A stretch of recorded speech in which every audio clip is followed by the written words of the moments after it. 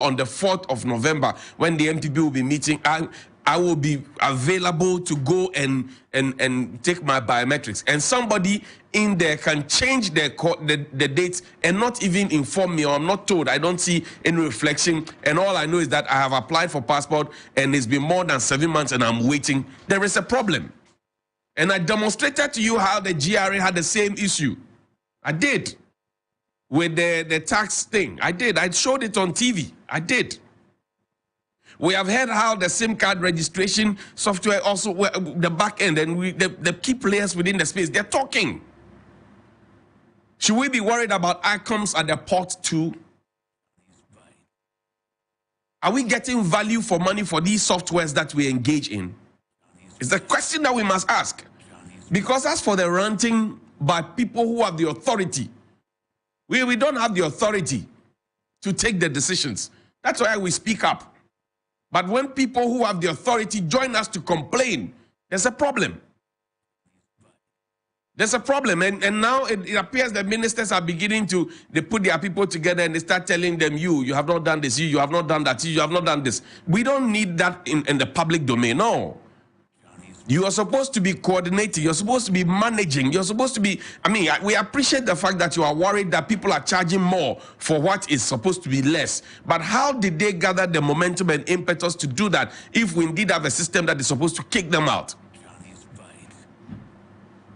That's the question. Now, ECOWAS is still bent on sending troops to Niger. At the last check, our parliament is divided. But I will not take the division in parliament over a decision of that nature for good, because we have seen parliament disagree on many issues, particularly, and I'll start from where Madam Shelia Yakobocho herself, Kojo Opon Kroma, Hawa Kumsin, about 16 or so of them, they were held in the balance after their vetting, that there are question marks around these ministerial nominees. They were all cleared. And in fact, the person that the whole country said, as for this one, we don't think. The person got the highest number of votes, we know. So Parliament can give us the impression that they are divided on the matter. Minority says, don't send troops. Majority says, we will send the troops. Minister for Defense, Interior, National Security are united in their call to say, we want to send the troops. There will be a meeting of the Committee of Chiefs of Defense Staff that will happen in this country on Thursday. And then closely after, I suspect that will be when the troops will be deployed. But what is ECOWAS's real mandate? I told you the other time that it is supposed to be the economic communities of West African states. Economic communities of West African states. Now, ECOWAS is supposed to be political, ECOWAS is supposed to be social, and ECOWAS is supposed to be economic. These are the three main pillars that hold ECOWAS. Socially, if you go around the Togo border, you will see those on the Ghanaian side and the Togo side, how they relate and how they are, in fact, related as consanguines, related by blood, most of them. That's a social aspect. You go to Burkina, same. You go to the Ivory Coast area, the Nzema area, same. And that's how we're supposed to be living. But ask yourself as to whether if you're moving from Ghana into Togo, the stress that you have to, and even traveling on to Nigeria, the stress that you have to go through within the same ECOWAS. You even pay at your own border to exit. Then you pay to enter another country. The ECOWAS leaders are not concerned about that. The ECOWAS leaders politically are supposed to be ensuring that there's proper democratic practice. What brought about the coup in Niger? They are not concerned about that.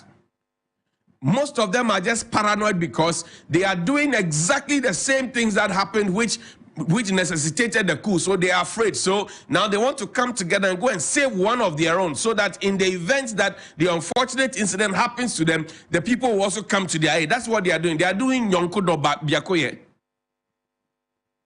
But do the people of Africa need Yonkudo and Biakoye?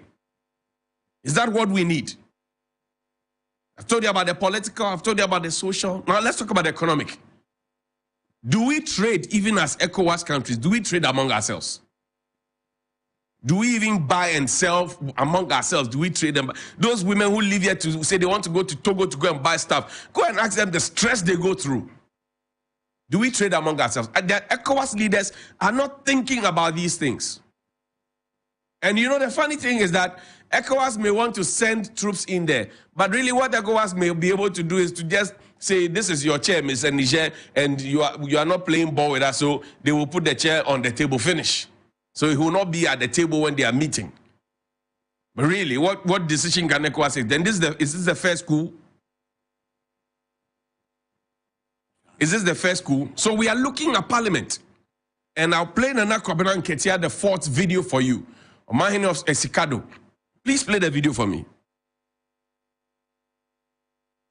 This institution known as Parliament, for me, as an African, is more important than the other things they say, the executive and the judiciary. If Parliament has not said anything, forget the executive. You know, look at the COVID thing that was done at the airport. Parliament should have probed. It's sitting down looking at me. We heard about the Ameri thing. What happened? Parliament didn't do nothing. You know, certain things, the spirit of the Constitution must be maintained by Parliament. But on the more interesting side with this, you wonder, you look at the parliamentary sittings and they are hollow. You ask yourself, where are the committees? Where are the discussions? And sometimes you think that they've been joking in Parliament. What are they taking serious about this country? You get a body of parliamentary people who say they don't want a minister. They make noise about it, and after they are all like dogs who have been clamped up. Who are these people? Do they deserve trouble? So we need to ask ourselves, what then? Are we going back to the same old thing? Now we've seen Nigeria. People are talking. Ghana has to show the lead because we are the black star. We are looking for creativity. It is not the priests and the malams who hold the morality of this country. It is Parliament. They hold our ethics and way of being. If they corrupt, then Parliament is not doing its duty. You all remember the story about this one big man carried money around to do, and everybody in Parliament was quiet. Why? Nobody probed. We can't sit down and go on like this. We want to feel we belong. We want to see that our ethics are there. We want to be brothers with everybody. This Ghana, this space, created by God for us. Nana is visibly disappointed. And is equally worried. Or must I say even more worried. Visibly disappointed, even more worried. So now Parliament is we're looking at Parliament, our representatives. And he says that Ghana must show leadership. We are waiting. Whether you will consider the hardship that the people are going through, you will consider the hunger the people are being subjected to, you will consider the issues, the key issues. We have the Burkina border issues to deal with. Boko is on fire. It's boiling. Nigeria has Boko Haram and many others in the sub-region. We have not been able to kill it, but we are looking at going into Niger with full force. And we are not thinking about the overflow. Brigadier General Nunu Mensah, former Chief of Defense Staff, he spoke with me here, and he says going to war at this time and at any time is stupid. That's what the general said. Now I bring on another general who is a beneficiary of a coup d'etat in Nigeria, right? A military general, a beneficiary of a coup d'etat in Nigeria, who also became a democratically elected president. And you know that Nigeria has a long history of people who have, you know, either been in a coup situation before and they have gone on to become democratically elected president, like what Jerry Rawlings' situation was. He's now a statesman, gone past 80, and is thinking about Africa. His age mates and sometimes his brothers within a certain range are the ones who are meeting today to take a decision to go into a certain war which will have an overflow on all of us. They are not considering the future. General Olusegun Matthew Okikola Aremu Obasanjo. Play the video for me. In the last 5 years, Africa has recorded 8 of its democratically elected heads of state toppled in coups by military juntas. 5 of the coups happened in West Africa. The recent coup in Niger, which ousted Mohamed Bazoum, has prompted members of the West African Regional Bloc, ECOWAS, to take action. ECOWAS has tabled among options to deploy the military to intervene in the case of Niger and reinstate Mohamed Bazoum as head of state of that country. Addressing the 15th African Youth and Governance Summit, former President of Nigeria, General Olusegun Obasanjo, blamed the military overthrows on abysmal administrative performance. The situation we are in is simply, let us put it as it is simply leadership and governance. We are in bad shape. We are in bad situation because leadership and governance in our different countries, in our sub-region, and indeed have not been what it should be. And what we have in West Africa today is not just unconstitutional change of government that will transition to civilian or civil government quickly. I visited one of the countries not too long ago, and after 2 nights, I came out with the feeling that young boys who are in charge of government, military, are not thinking of transition, they're thinking of one generation. They are not thinking of transition, they are thinking of one generation. Why are they doing so? They are doing that because they have been disappointed. That's an admission that most of our leaders in Africa cannot make. They cannot be bold enough to say, I have failed you. And I told you, we had a US-Ghana Chamber of Commerce meeting recently. One of the senior citizens of this country who still has a very, very good job, he said, look, our generation have failed you. So we want to support you now. Some of us want to support the younger generation to be able to repair the damage that has been done. He said it. He admitted it, that his generation has failed us.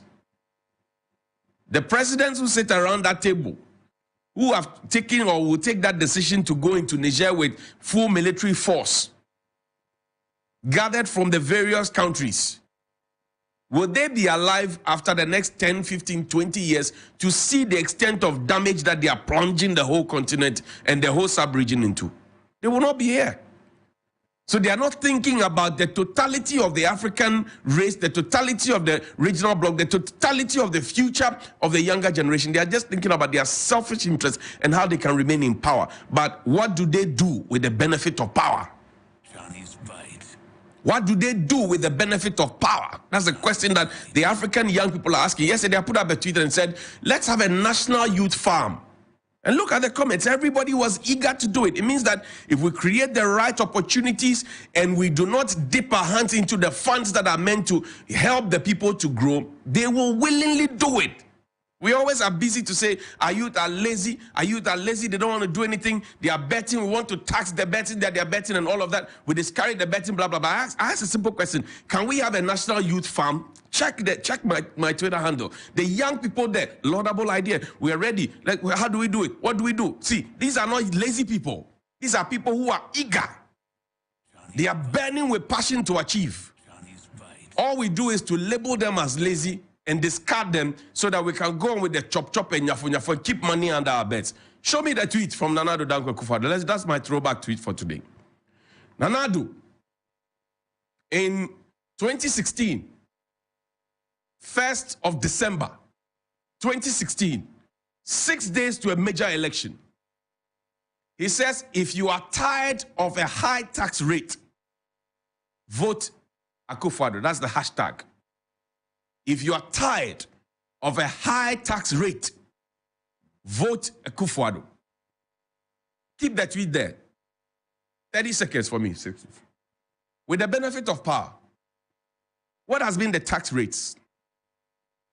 With the benefit of power, what has been the connection between tax mobilization and tax utilization? With the benefit of power, have we added on to the taxes that already existed? With the benefit of power, the taxes that existed, have we upped the rates with the benefit of power? Has he made the people of Ghana tired of the high tax rate? And is that reason enough to vote Akufo-Addo out? Well, he's not running again. You can't vote him out. But he's talking about breaking the 8. This is the scorecard. This is the criteria and what do you call marking scheme, as it's taught, that he put out there. Now the exam is done. The examiners have marked the exam. The question is, did the president fail or did he pass? Keep this in your mind. It says this was the 1st of December 2016, 5:33 p.m. Ghanaians were making up their minds who to vote for in 2016. He won that election with an overwhelming victory, never happened before in the country. Says if you are tired of a high tax rate, vote Akufo-Addo. What has he done with power? Good morning, Mr. President.